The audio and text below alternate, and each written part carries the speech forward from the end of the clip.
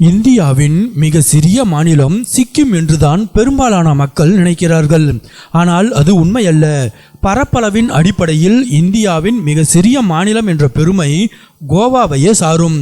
சிறிய அளவை கொண்டிருந்தாலும் கோவா ஒரு வளமான வரலாறு, தனித்துவமான கலாச்சாரம் மற்றும் வாழ்வியலை கொண்டுள்ளது. இதுவே அதை நாட்டின் மிகவும் பிரபலமான சுற்றுலா தலங்களில் ஒன்றாக மாற்றுகிறது.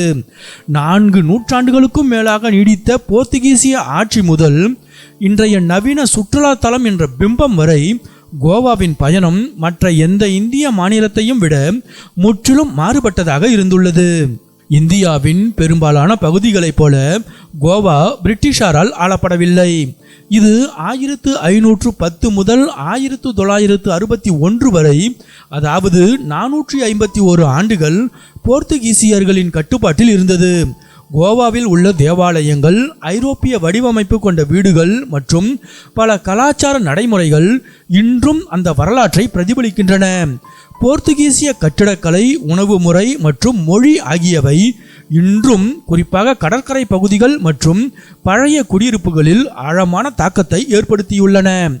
இன்றும் கூட இந்தியாவில் பல மக்கள் போர்த்துகீசிய மொழி பேசும் அல்லது தங்களின் அன்றாட உரையாடல்களில் போர்த்துகீசிய வார்த்தைகளை பயன்படுத்தும் ஒரே மாநிலமாக கோவா திகழ்கிறது. இந்த மாநிலம் போர்த்துகீசிய சட்ட மரபின் தாக்கத்தை கொண்ட ஒரு பொதுவான சிவில் சட்ட முறையையும் பின்பற்றுகிறது. கோவா 1961 ஆண்டு டிசம்பர் 19 அன்று சுதந்திர இந்தியாவின் ஒரு அங்கமாக மாறியது. அப்போதிருந்து இந்த மாநிலம் தனது பெரிய அண்டை மாநிலங்களிடமிருந்து தனது அடையாளத்தை தனித்துவமாக பாதுகாத்து வருகிறது. பரப்பளவில் இது இன்னும் இந்தியாவின் மிகச் சிறிய மாநிலமாக இருந்தாலும் மக்கள் தொகையில் மிக குறைந்த அளவிலேயே உள்ளது. ஆனால் இதன் பொருளாதார வளர்ச்சி மற்றும் வாழ்க்கை தரம் பெரும்பாலும் நாட்டின் மிக உயர்ந்த வரிசையில் இடம்பெறுகின்றன. இந்தியாவில் நபர் ஒருவருக்கான அதிக வருமானம் கொண்ட மாநிலங்களில் கோவாவும் ஒன்று. சுற்றுலா, சுரங்கத் தொழில், விவசாயம் மற்றும் வர்த்தகம் ஆகியவை இதன் முக்கிய வருவாய் ஆதாரங்களாகும். வளர்ச்சிக்கும் இயற்கை சூழலுக்கும் இடையே ஒரு சமநிலையை பேணுவதில் இந்த மாநிலம் பெயர் பெற்றது. கோவா இன்று அதன் கடற்கரைகள், கடல் உணவுகள் மற்றும் இரவு நேர வாழ்க்கைக்காக உலகம் முழுவதும் அறியப்படுகிறது. இந்தியாவில் இருந்தும் வெளிநாடுகளில் இருந்தும் சுற்றுலா பயணிகள் ஆண்டு முழுவதும் இந்த மாநிலத்திற்கு வருகை தருகின்றனர். ஆனால் சுற்றுலாவை தாண்டி கோவா ஒரு மாறுபட்ட விஷயத்தை வழங்குகிறது.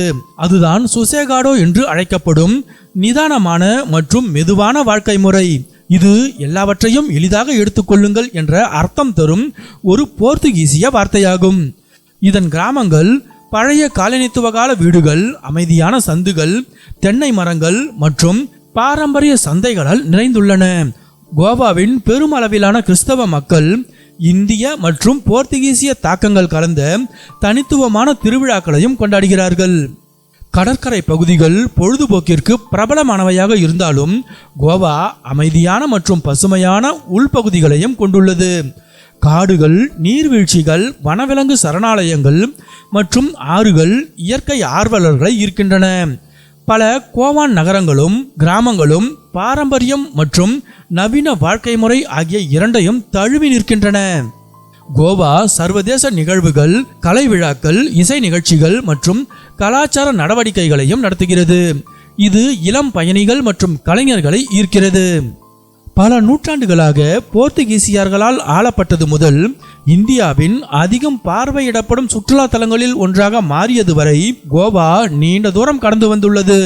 நாட்டின் மிக சிறிய மாநிலமாக இருந்தாலும் கோவாவின் வரலாறும் கலாச்சார அடையாளமும் இந்திய சுற்றுலா வரைபடத்தில் அதற்கு ஒரு தனித்துவமான இடத்தை வழங்கியுள்ளன. பலருக்கு கோவா இன்றும் ஒரு கனவு தலமாகவே கருதப்படுகிறது.